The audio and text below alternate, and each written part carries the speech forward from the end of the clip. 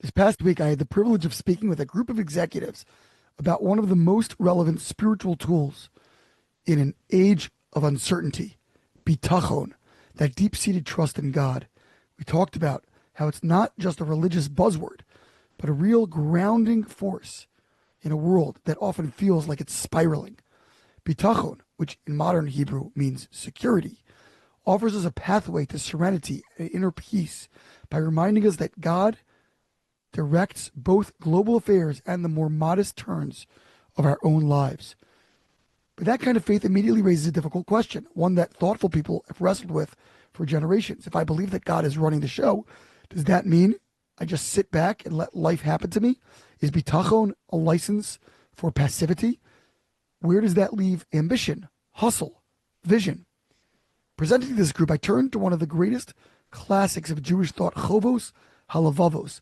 While he doesn't furnish a handy acronym, I crafted one based on his powerful three-pronged test to guide our ambitions.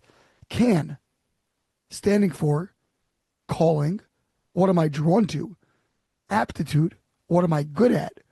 Need, what does the world actually need from me? Bitachon doesn't mean drifting aimlessly. It means moving forward with clarity, purpose, and humility.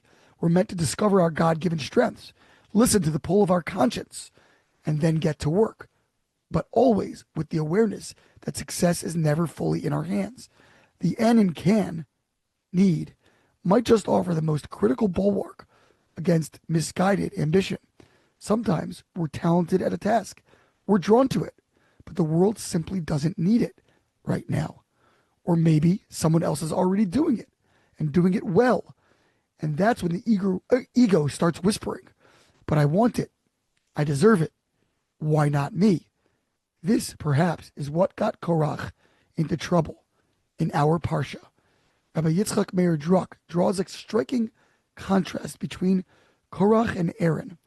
Earlier in Bamidbar, when Aaron saw that every tribe was bringing offerings and he had been left out, he felt a pang.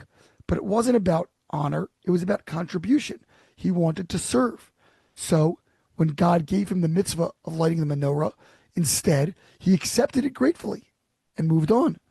Korach, on the other hand, couldn't stomach not being in the spotlight. He saw a role that looked meaningful and prestigious and demanded it. But it wasn't about what the world needed. It was about what he needed.